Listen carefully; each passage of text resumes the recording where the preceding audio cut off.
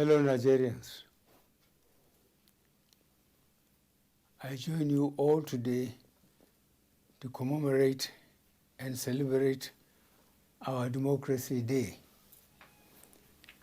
It is a celebration of freedom and a victory for one people, one country, and one Nigeria.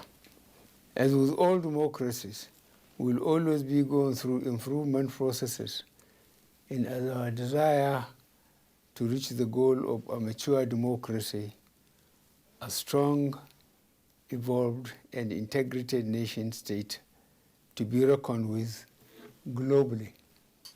In the last 2 years, we have witnessed and overcome a good number of testy challenges that would have destroyed other nations, especially relating to our collective security. The indefatigable can-do spirit of the Nigerian has sustained us and would keep pushing us to put these challenges behind us.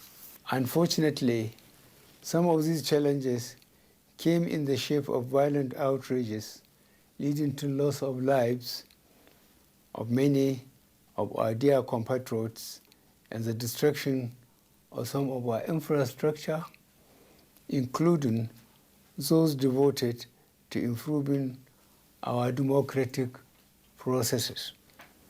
Once again, I want to render my sincere and heartfelt condolences to the families and friends of our gallant servicemen and women who lost their lives in the line of duty and as sacrifice to keep Nigeria safe. I extend the same condolence to the families and friends of our countrymen, women and children who are unfortunate victims of such senseless arsons, kidnappings, and murders. I also share the pains of families and direct victims of ransom seeking, kidnapped victims who went through unimaginable trauma in the course of their forced imprisonment.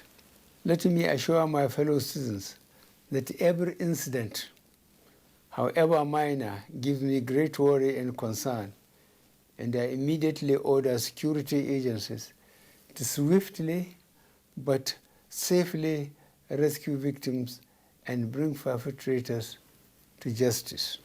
Fellow Nigerians, when you elected me as your president in 2015, you did so knowing that I will put an end to the growing insecurity, especially the insurgency in the Northeast.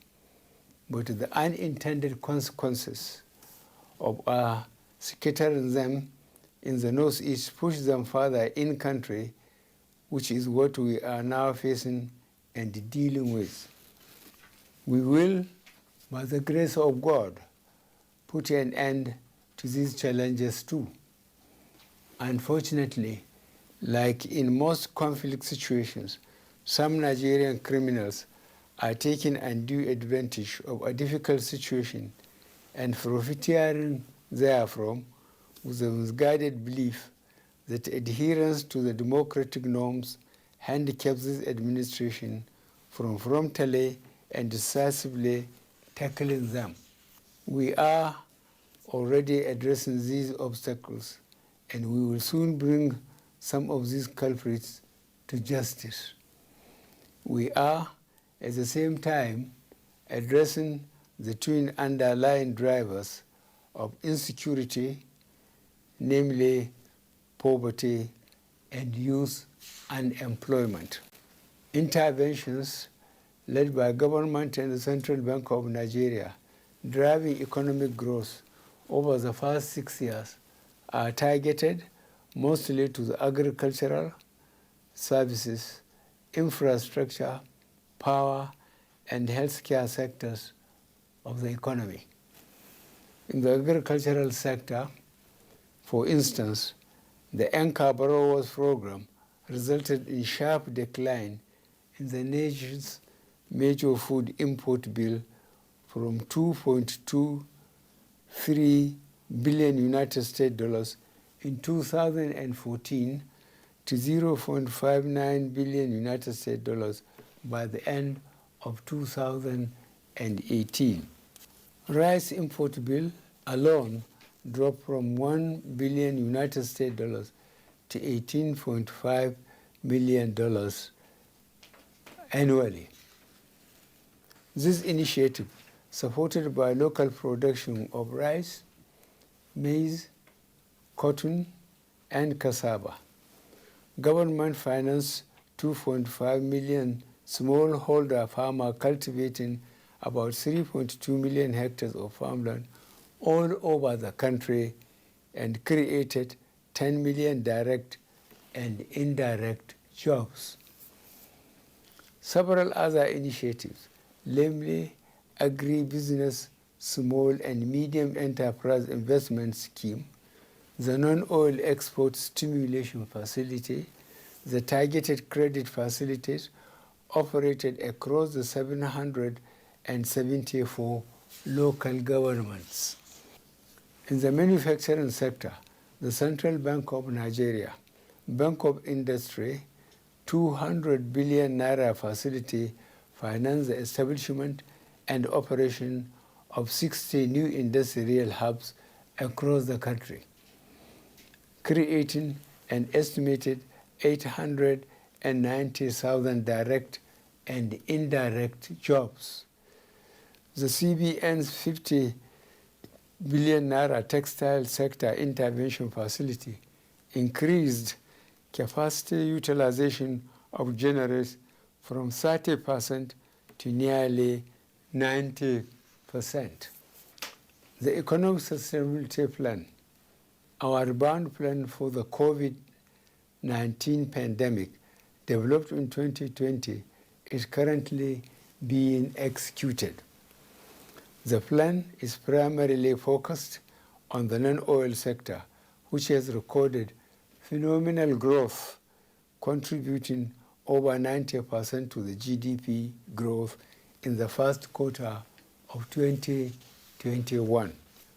Though marginal, we have recorded GDP growth over 2 quarters, second quarter of 2020 and first quarter of 2021. This is evidence of a successful execution of the Economic Sustainability Plan by the federal government.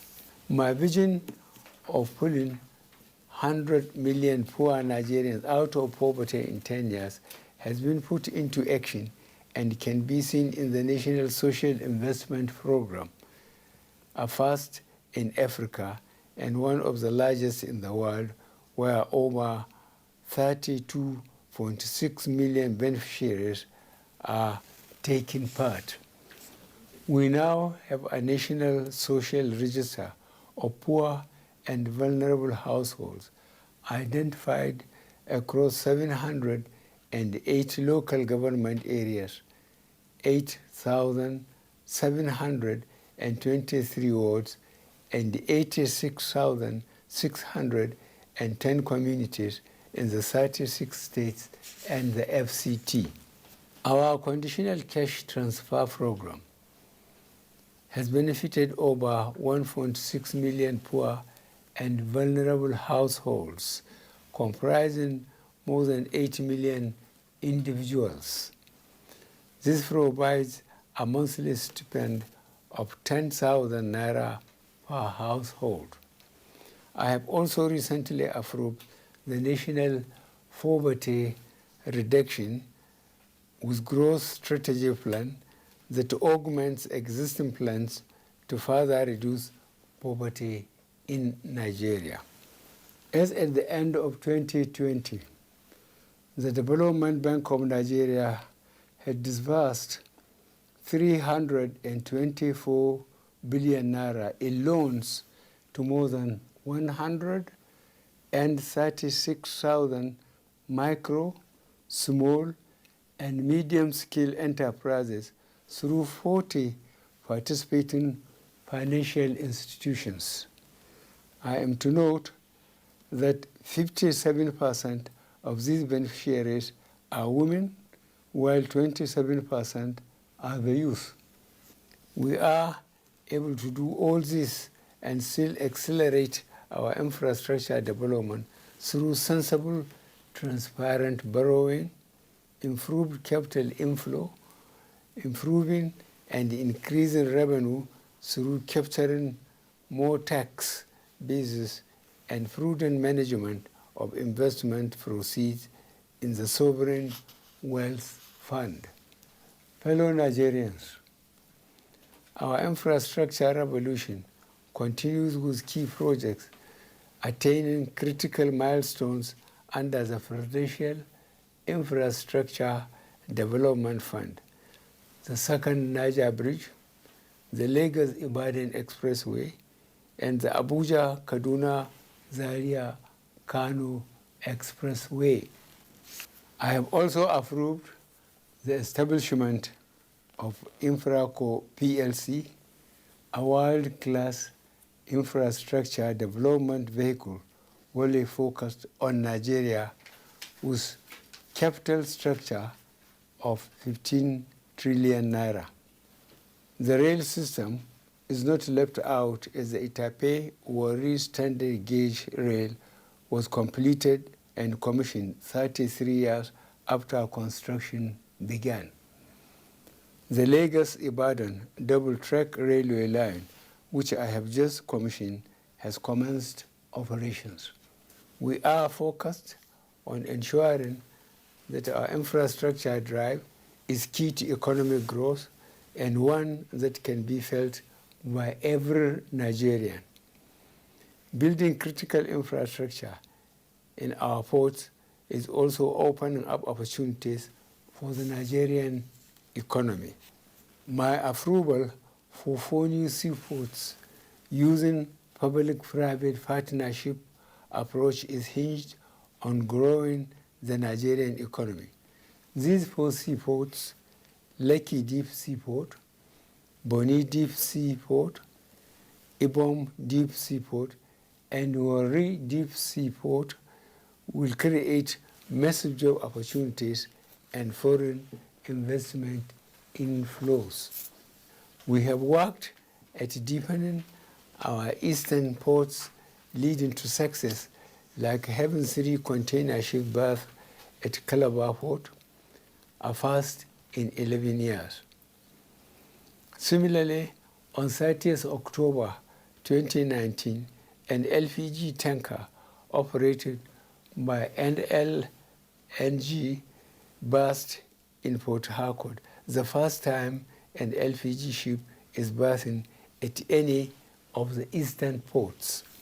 As we invest in these new assets, we have also made strides in ensuring that they are secured and protected. In this regard, I am also pleased to note the launch of the Nemasa Deep Blue project, which is an integrated national security and waterways protection infrastructure that I recently commissioned. This initiative is designed to add to the layer of security we have to safeguard our maritime sector.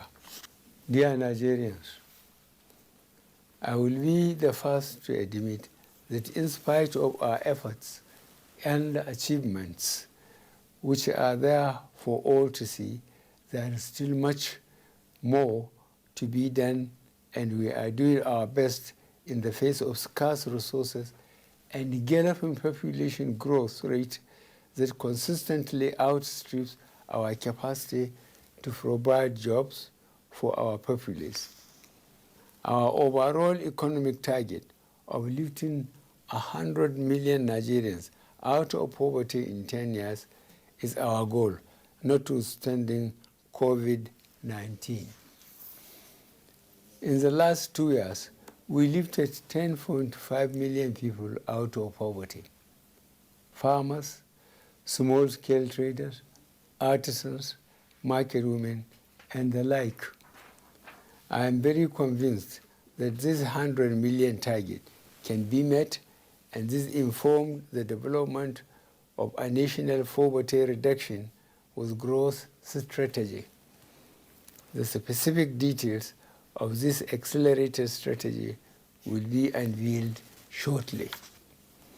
In the last 1 year, Nigeria and the whole world faced COVID-19, for which no one was fully prepared. Our response to the pandemic involved making hard choices in balancing livelihoods and public health concerns. You are all living witnesses to how successful this has been due to a number of proactive measures put in place. Our response to COVID-19 is globally acclaimed.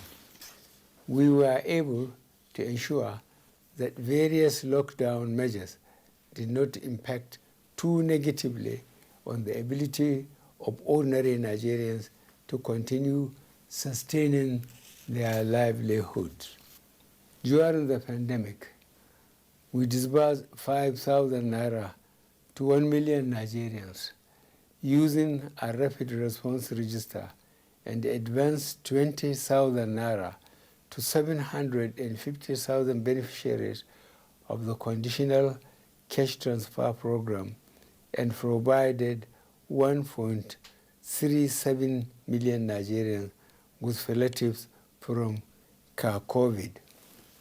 At the same time, the federal government released 109,000 metric tons of food reserve stock and 70,000 metric tons of grains to the poor and vulnerable in all 36 states of the Federation.